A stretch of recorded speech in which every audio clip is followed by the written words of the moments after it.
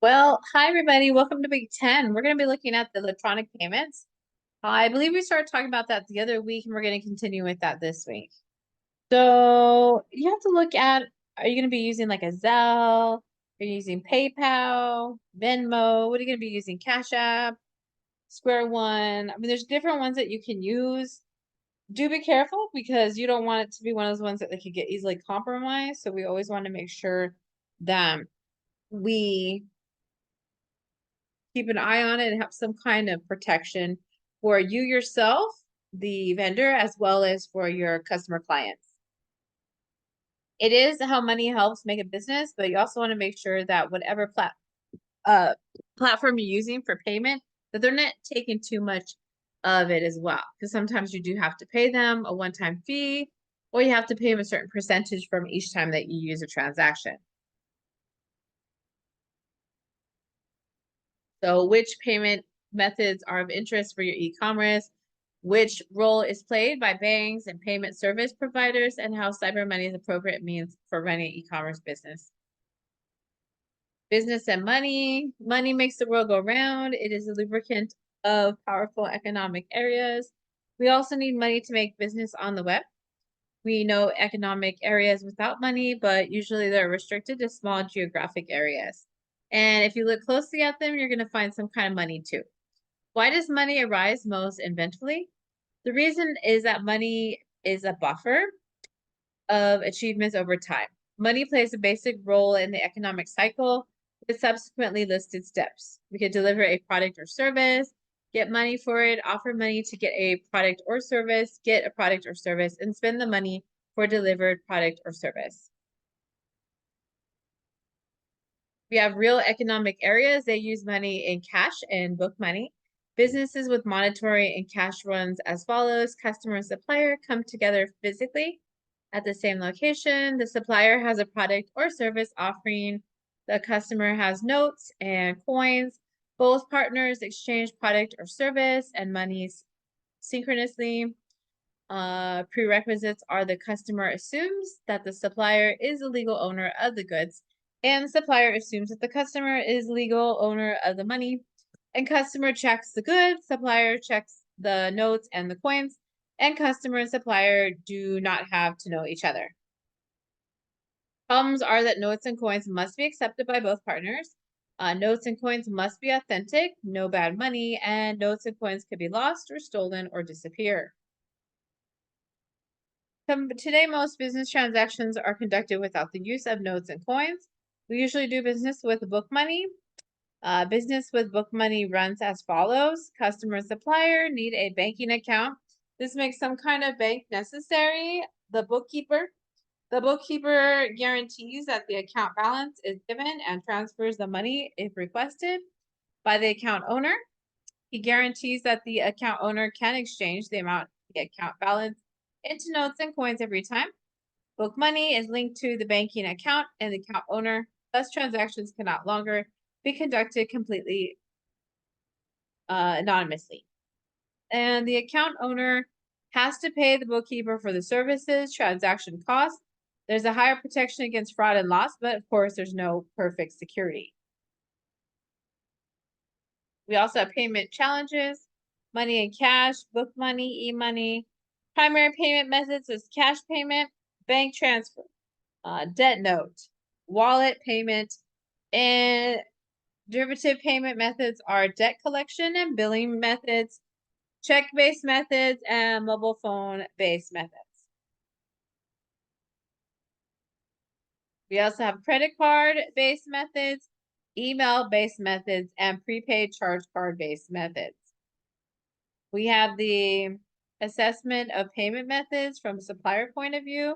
It's conducted due to a magic triangle given by the acceptance of a customer, protection of a supplier against shortfalls in a payment, and cost. Technical parameters for the selection of appropriate payment are what? Periodically of payment, one-time periodic subscription, internationality of business, anonymity of customers, level of payment guarantee, protection against shortfalls in payment, protection against delays in payment, and distribution and acceptance of the method. Structured. Demonstrate the selection of payment methods, involved amount, payment depend, cost. We have customer, supplier, fixed per transaction or variable per transaction, sales value, volume dependent, payment dependent costs for customer, for supplier, one-time cost, procurement costs, setup and adjustment costs, dealer, third parties, public fees, periodic costs, basic charges for services and software, rental fees for hardware. Security requirements for selecting a payment method are transaction control monitoring, secure authentication, liability scope.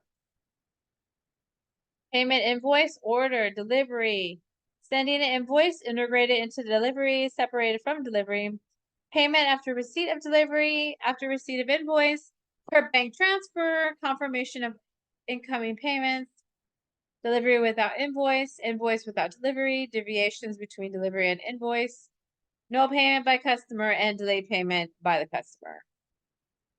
Payment per cash in advance, order, invoicing and sending an invoice, payment, delivery after receipt of payment.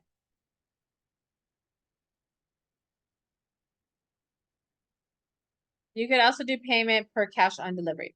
A lot of people don't like to do cash now. I guess there's been a lot of fraud with cash, like fake dollar bills. But I know in the old days, a lot of times people would ask for cash and you get a discount. I know that a lot of people still do that for buying gasoline at the gas stations. You get a little discount if you pay cash versus a debit or a credit card, because sometimes they have to pay a fee if you use your debit or credit card. Other places might make you pay the fee. Some places say you need to pay 2% with your card in addition to tax and tip. So it tries to get people to just use cash. Payment per debt note. Order together with allowance for bank collection to take money from the customer's bank account. Clearance. Submission of a debit note by the supplier at the bank collection. The requested amount from the customer's account by the supplier's bank. Delivery to the customer, forwarding the invoice if not handled via the web. Surrounding conditions, customers have contract with the bank, supplier has a cashing contract with the bank, and customer's bank and supplier bank have a debt note handling contract. Payment per credit card, order, invoicing, payment acceptance by credit card, delivery, forwarded invoice if not done via the web. Surrounding conditions are the customer must have a credit card contract with a bank. The merchant must have a credit card acceptance contract with the bank and must be technically linked to a payment service provider. E-payment, of course of action, customer intimidates a payment at the supplier. Supplier transfers payment request by the e-payment provider. E-payment provider leads customer to his payment site. A customer confirms payment. E-payment provider transfers payment confirmation to supplier. E-payment provider charges bank account of customer, and e-payment provider creates a credit note for bank account of supplier. Email based on methods like PayPal. PayPal members are able to send money to any person if the covered countries, if they have been registered with personal and account data and receiver of the email address. Payment receiver does not have a PayPal account. He will be informed via email that he has received an amount of money. To be able to use the money and transfer it to his banking account, he must register himself as a PayPal member. PayPal can be used also via smartphone or other web-enhanced devices. You also have smart card-based methods. You can go to the bank and fill in your wallet or your purse. Pay with the content of your wallet or purse using your POS, point of sales, like a ticket machine or car park pay desk. Nowadays, they even have the smart cards and you can use your phone to make payments. You can do this for parking spots, like in a parking lot, like a vacant public parking. Or you can also use it like at maybe coin up laundry machines. It's really interesting that you can do that as well. Bank only needed to fill out the card. The bank is not involved in business transactions, and physical medium. Also see your notes and your coins. Mobile phone-based methods like an M-Pass. M-Pass is a payment method which integrates online shopping and the web with the mobile phone technology in combination with the real M-Pass, EIN, and SMS to authorize the payment. This method is also considered to be very secure. Receivable management, delayed payment of invoice, chargeback of credit card payment, chargeback of debt note. Preliminary remarks. We have cyber money or digital currency. It's a category of money represented in the electronic form for the purpose of financial transactions over the internet.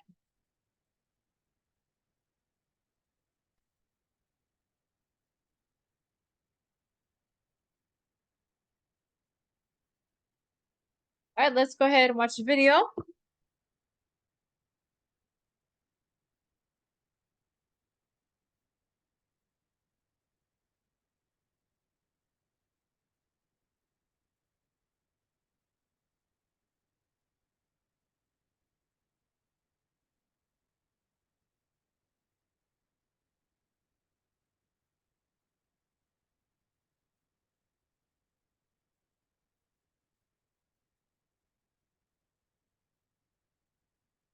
Okay, this is the future of money.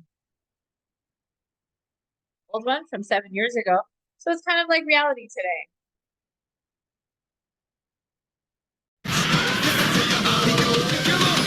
Unlock the energy within.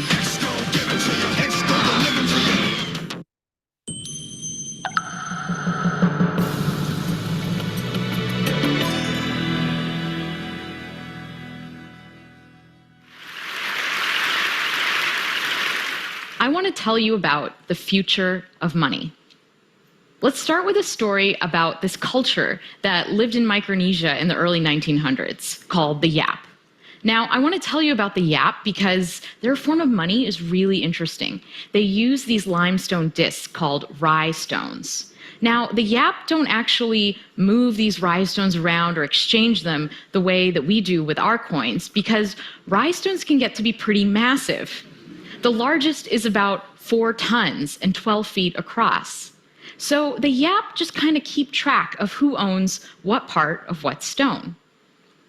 Now, there's a story about these sailors that were transporting a stone across the ocean when they ran into some trouble and the stone actually fell in. Now, the sailors got back to the main island and they told everyone what had happened. And everyone decided that actually, yes, the sailors had the stone, and why not? It still counted, even though it was at the bottom of the ocean. It was still part of the Yap economy. Now, you might think that this was just a small culture 100 years ago, but things like this happen in the Western world as well, and the Yap actually still use a form of these stones. In 1932, the Bank of France asked the United States to convert their holdings from dollars into gold. But it was too inconvenient to actually think about shipping all of that gold over to Europe. So instead, someone went to where that gold is being stored, and they just labeled it as belonging to France now. And everyone agreed that France owned the gold. It's just like those rye stones. The point I want to make with these two examples is that there's nothing inherently valuable about a dollar or a stone or a coin. The only reason that these things have any value is because we've all decided that they should. And because we've decided that, they do. Money is about the exchanges and the transactions that we have with each other. Money isn't anything objective. It's about a collective story that we tell each other about value, a collective fiction. And that's a really powerful concept.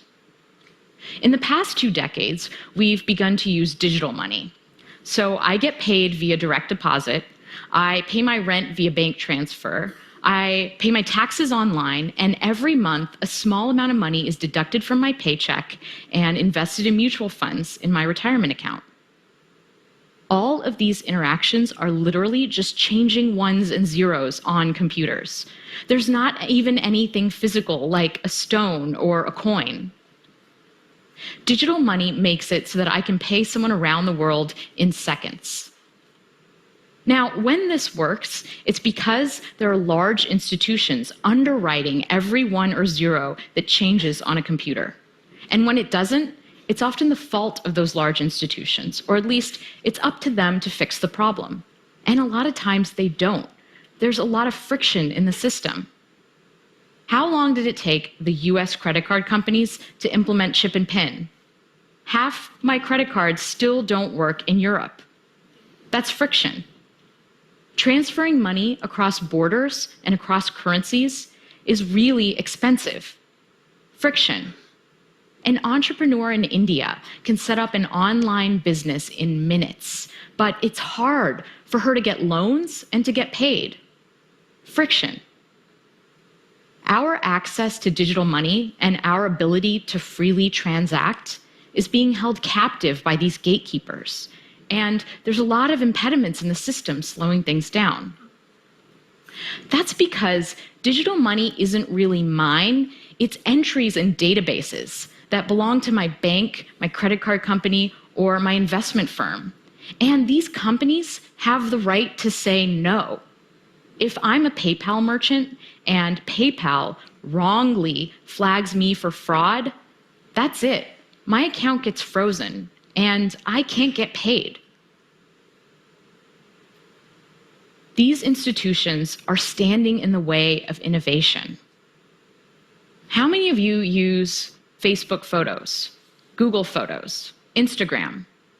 My photos are everywhere. They are on my phone, they're on my laptop, they're on my old phone, they're in Dropbox, they're on all these different websites and services. And most of these services don't work together. They don't interoperate.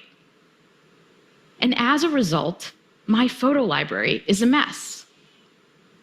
Now, the same thing happens when institutions control the money supply. A lot of these services don't interoperate, and as a result, this blocks what we can do with payment, and it makes transaction costs go up. So far, we've been through two phases of money. In an analog world, we had to deal with these physical objects, and money moved at a certain speed, the speed of humans. In a digital world, money can reach much farther and is much faster, but we're at the mercy of these gatekeeper institutions. Money only moves at the speed of banks. We're about to enter a new phase of money. The future of money is programmable. When we combine software and currency, money becomes more than just a static unit of value, and we don't have to rely on institutions for security. In a programmable world, we remove humans and institutions from the loop. And when this happens, we won't even feel like we're transacting anymore. Money will be directed by software, and it will just safely and securely flow. Cryptocurrencies are the first step of this evolution. Cryptocurrencies are digital money that isn't run by any government or any bank. It's money designed to work in a world without intermediaries. Bitcoin is the most ubiquitous cryptocurrency, but there are hundreds of them. There's Ethereum, Litecoin, Stellar, Dogecoin, and those are just a few of the more popular ones. And these things are real money. The sushi restaurant down my street takes Bitcoin. I have an app on my phone that I can use to buy sashimi. But it's not just for small transactions. In March, there was a transaction that moved around 100,000 Bitcoins.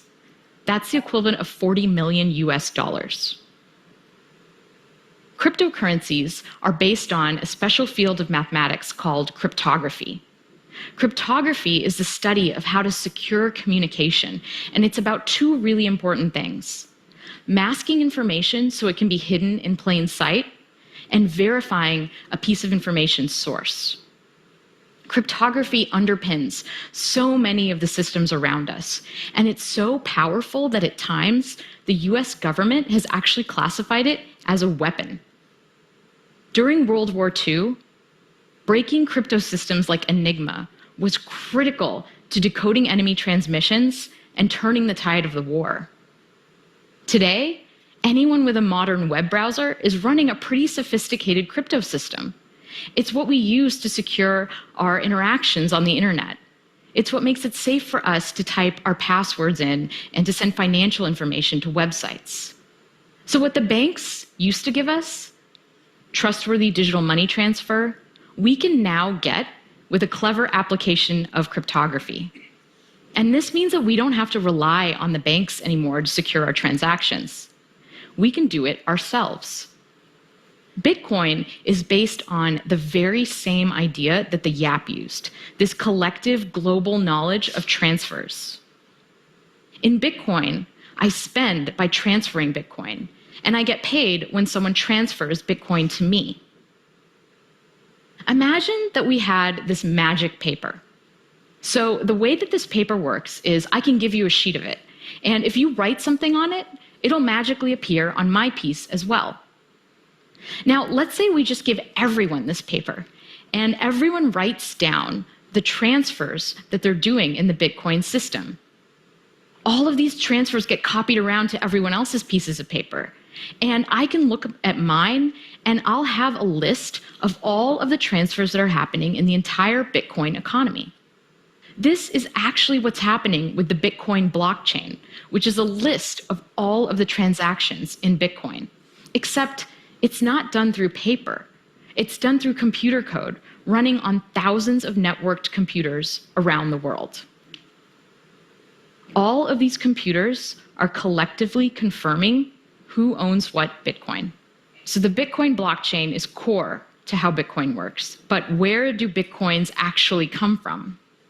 Well, the code is designed to create new Bitcoin according to a schedule. And the way that it works is that to get those Bitcoin, I have to solve a puzzle, a random cryptographic puzzle. Imagine that we had 15 dice, and we were throwing these dice over and over again. Whenever the dice come up all sixes, we say that we win. This is very close to what these computers are all actually doing. They're trying over and over again to land on the right number. And when they do, we say that they've solved the puzzle.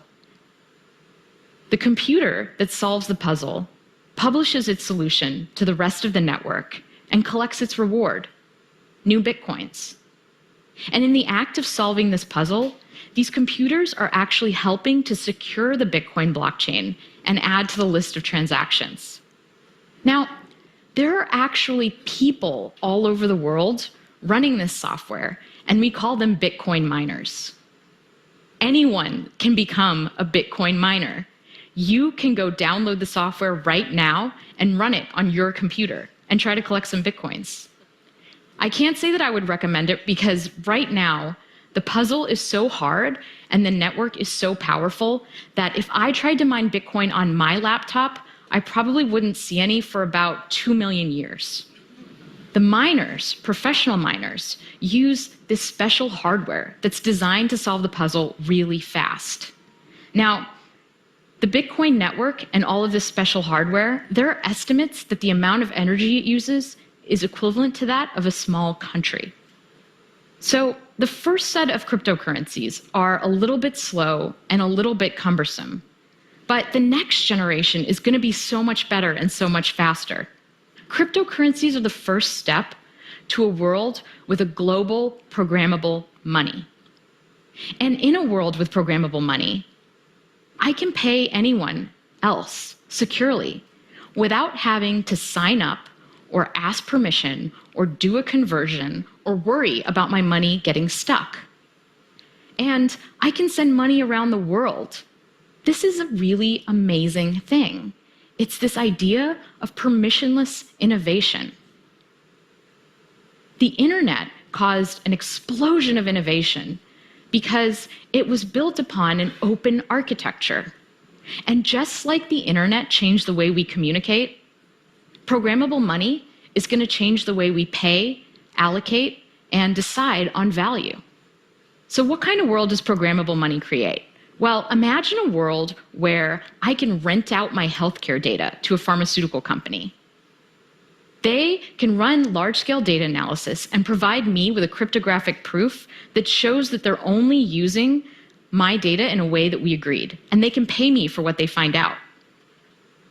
Instead of signing up for streaming services and getting a cable bill, what if my television analyzed my watching habits and recommended well-priced content that fit within my budget that I would enjoy? Imagine an internet without ads, because instead of paying with our attention when we view content, we just pay.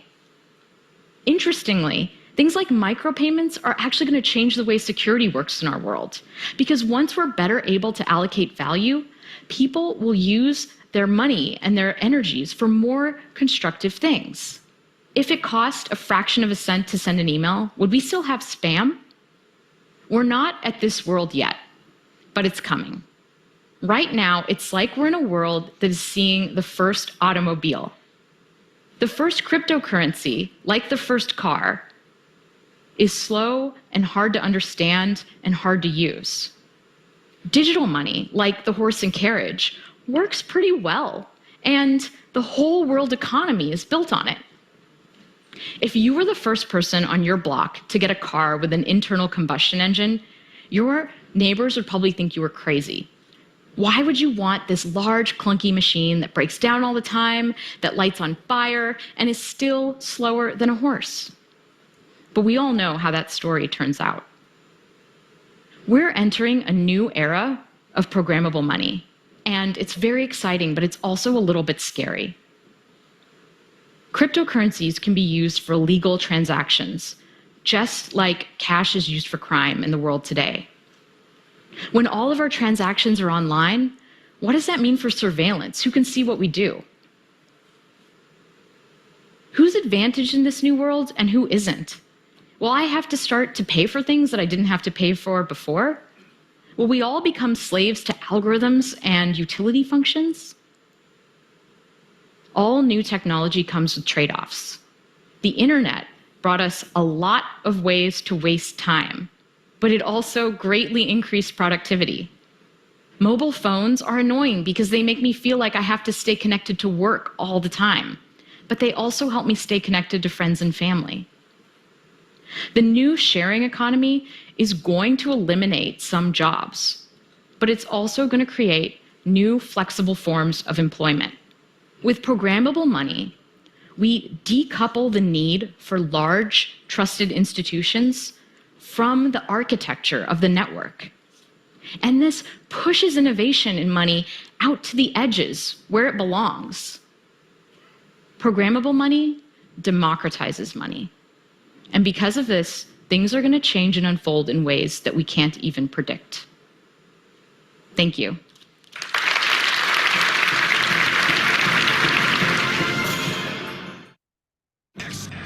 You seek the key, but you must first learn the discipline.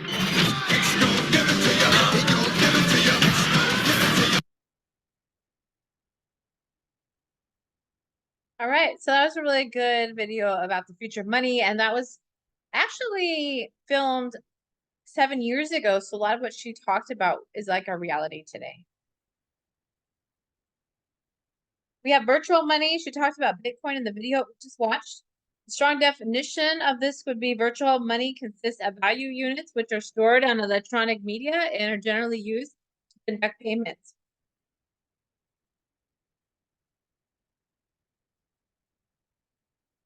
Neither the supplier nor the customer has to be an issuer of these value units. Comprehensive definition, virtual money are all means of a payment and clearing methods which are based on technical innovations and potentially can lead to a substitution of notes and coins and bank reserves, as well as creation of new types of currencies. Implementation of virtual money. If you draw money in a bank, you get a mix of notes and coins. The famous household mixture, as an analogy of the bank could send money documents which could store at the computer on a smart card. These money documents could be interchangeable like real cash. Requirements, the money documents must be authentic signature. Is there a counter entry on the banking account? The money documents needs to be protected against copying or duplicating them. Handling, the money documents can be transmitted via email, encrypted, or electronic envelope. They can be processed at a virtual counter or virtual cash register where the customer forwards a money document uploaded and gets change money download. The protection against theft can be ensured via a virtual safe on the disk, encrypted disk area, or money storage on a separate medium. Some problems are there must be currency unit to be defined, who's authorized to print the money documents, global currency, who guarantees the value it takes over central bank function, private currency, value must be guaranteed by the user, private currency, currency exchange rate with a public money has been fixed, and no web transaction is really anonymous. We have cryptocurrency. She talked about Bitcoin, and that's one of the most widely used, well-known cryptocurrencies. Many of the current cryptocurrencies are based on Bitcoin. Bitcoin is first decentralized peer-to-peer payment network, which is powered by the users with no central authority or middleman. It was the first practical implementation and is currently the most prominent triple entry bookkeeping system in existence. Behind the scenes, Bitcoin network is sharing a massive public ledger called the blockchain. The ledger contains every transaction ever processed, which enables a user's computer to verify the validity of each transaction. The authenticity of each transaction is protected by digital signatures corresponding by the sending addresses, therefore allowing all users to have full control over the sending Bitcoins.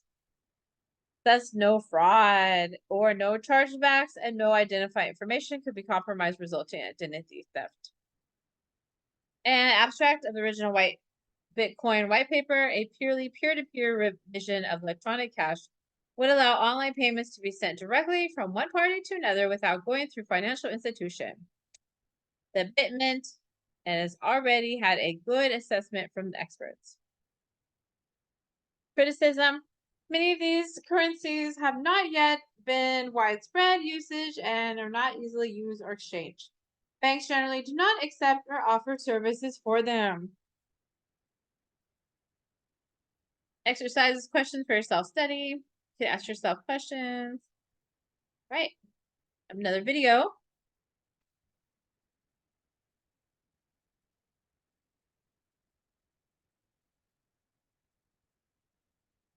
This is how crypto could allow more people to be your own boss.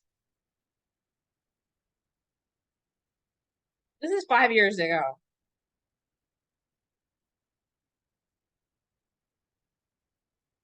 YouTube.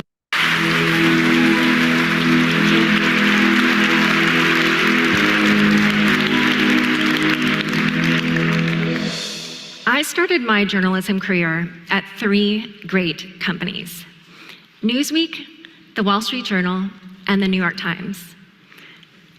The problem was, within 2 years and 9 months, I quit all 3 jobs. I have a theory about why. I'm not used to people telling me what to do. I grew up in a household without any rules. My parents did not impose a single rule on me or my sister while we were growing up. That meant that some mornings I might eat a popsicle for breakfast. It meant that I watched about as much TV as you would imagine an 8-year-old would watch if there were no limitations placed on her and there was a TV right in her bedroom. I also apparently asked for an album called Get Lucky by a band named Loverboy because I owned that when I was 5. I think growing up this way is a big reason that my sister and I both became our own bosses. She's a successful co-founder and CEO, and I'm an independent journalist with 2 podcasts and recently announced a book deal. Oh, thank you. Earlier in my career, when I struggled as a freelancer, I often felt bad about the fact that I couldn't just stick it out in these jobs I didn't like. But eventually I realized that actually, the self-employed lifestyle is much more similar to how humans have existed throughout history. We would just do what we needed to do when we needed to do it. As my friend, the venture capitalist, Bill Tai, has said on my podcast, we lived in a flexible work fabric. That meant maybe we would go fishing in the morning, maybe we'd go berry picking in the afternoon. And it's only recently that we've become cogs in the wheels of these larger corporations. As a journalist, I report, write, and record my podcasts on my own time, and then I pay myself directly from the revenues of my business. I don't contribute to this larger entity that then pays me a salary and gives the profits over to owners and shareholders. In my world, I am the worker and the owner and the shareholder. I'm a small corporation, a corporation of me. While this setup isn't incredibly common nowadays, I think it's going to become a lot more prevalent over the next few decades. It's a trend that could, perhaps, take down some of the biggest businesses we know today. It could also remake the way many of us earn our money.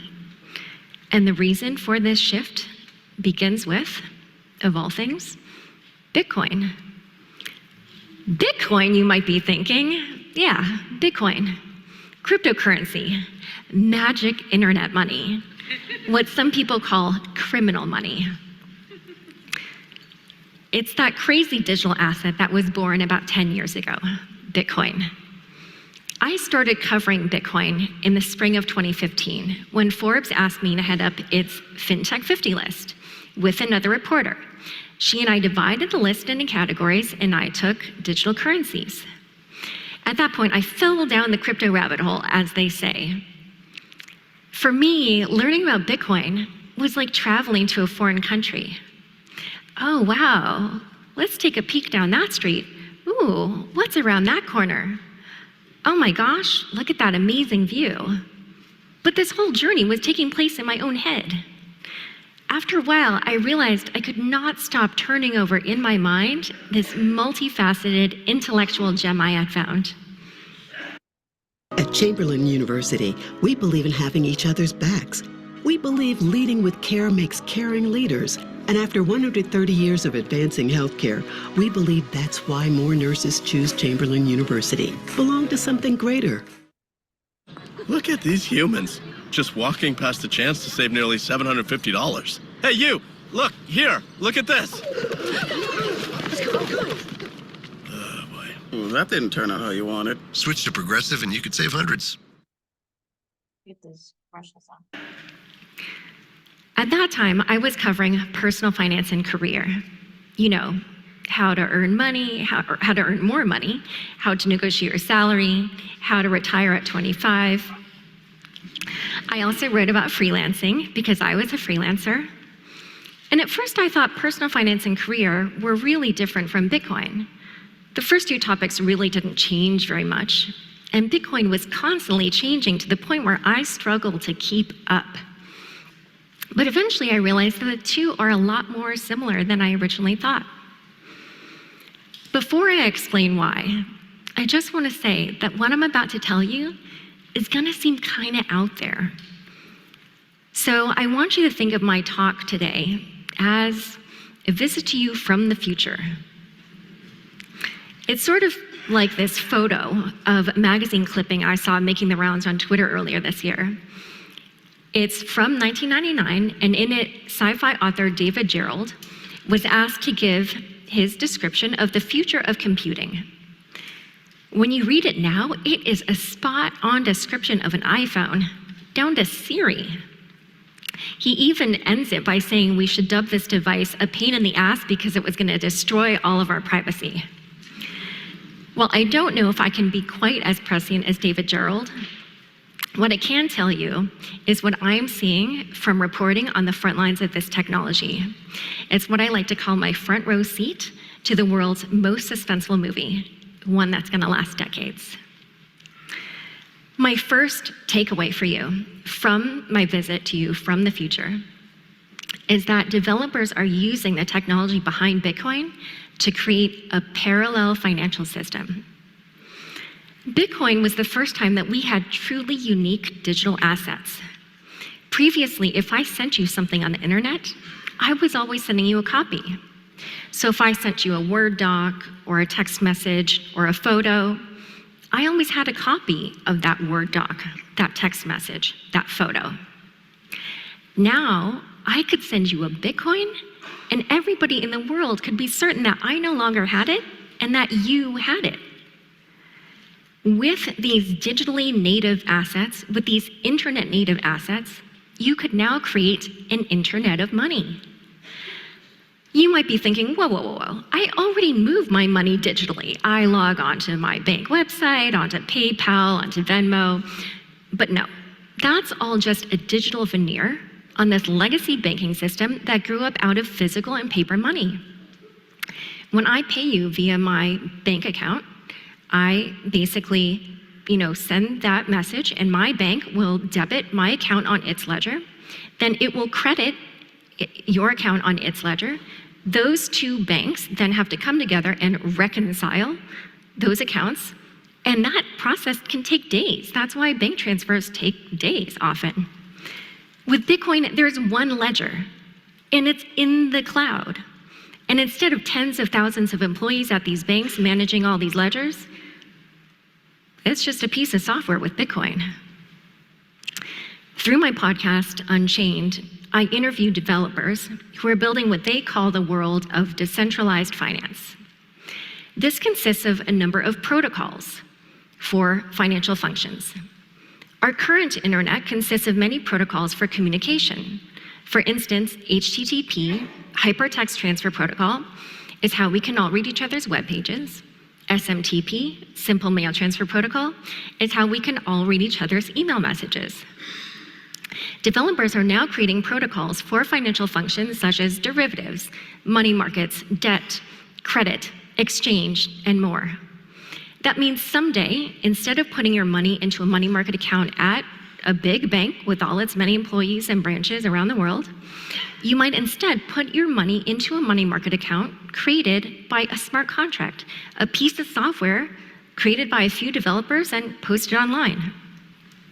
In the future, instead of trading a derivative that was created by an investment bank, you may instead trade one that was created using a protocol.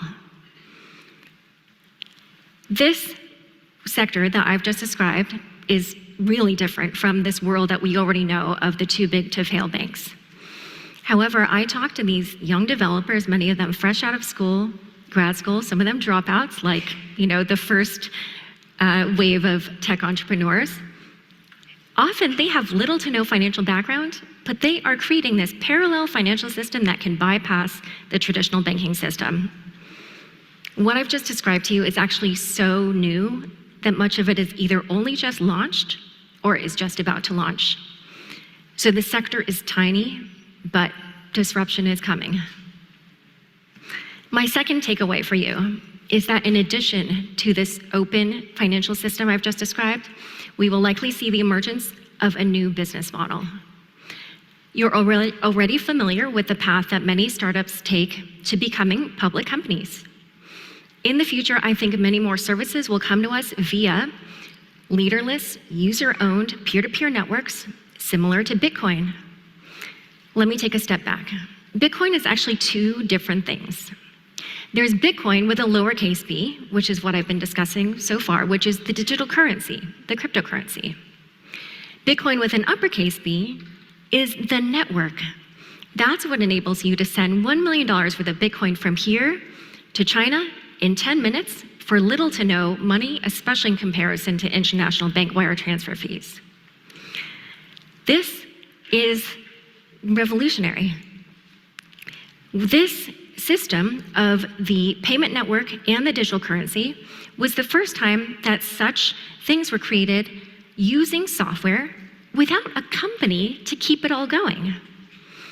If there was no company behind Bitcoin, then who helped steer it to success? It was the users and workers of the system itself. They were the ones who helped grow it to a market capitalization of more than $100 billion, which is more valuable than Goldman Sachs. If there was no CEO and business behind them, then how were they motivated to do so? They were incentivized by the design of the software itself. It was programmed to every 10 minutes release new Bitcoins to anyone who contributed to the security of the network. Many people focus on how these miners win new Bitcoin, but you can also think of that as a payment to this leaderless IT department that's helping to ensure the security of the network, so much so that the Bitcoin blockchain has never been hacked.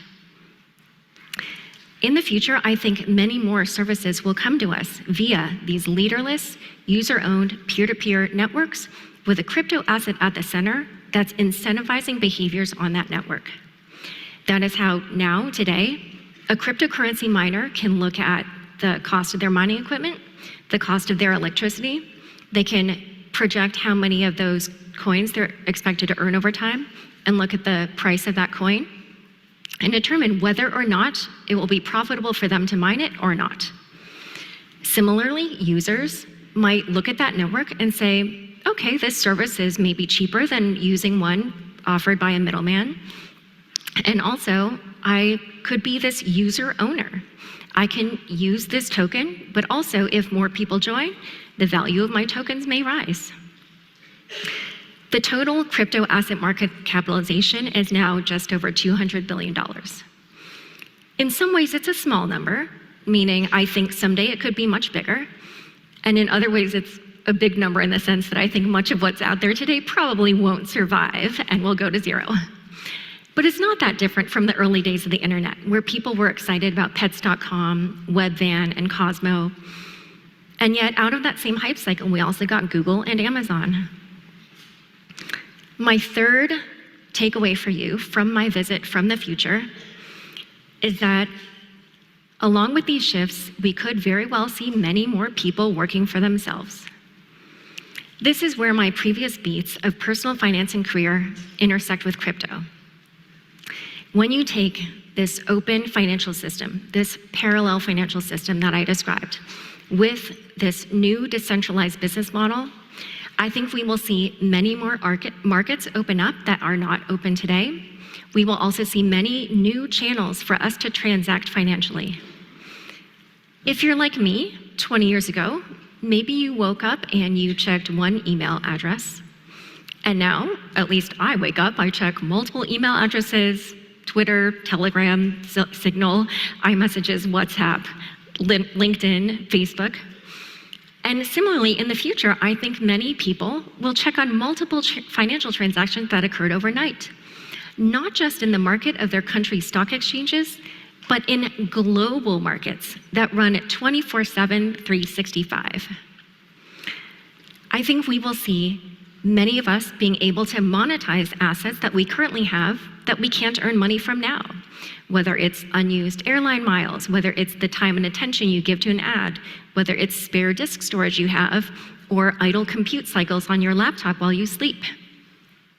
Where you're born could have less of an impact on how much you could earn over time. Theoretically, a teenage girl in Bangladesh with access to the internet should be able to plug into these user-owned networks and earn just as easily as a middle-aged man in Silicon Valley. Creators will be able to offer their wares online, whether it's a digital photo, a digital artwork, an MP3, an ebook, an article, and embed a smart contract inside that will ensure that they get paid every time it's consumed. In short, many more people will become the worker, the owner, and the shareholder. The one thing I cannot tell you in my visit from the future is whether or not we really will see these leaderless, user-owned, peer-to-peer networks compete with or even displace these too-big-to-fail banks and these tech giants. After all, many of these big companies are looking to use this technology to cement their dominance. And frankly, regulation will play a role in how this all shakes out. However, if this vision I've painted comes to pass, then I believe many more of you will be quitting your jobs. And when that happens, you won't have to make this big speech with all these elaborate excuses about how the reason you quit was because of your childhood.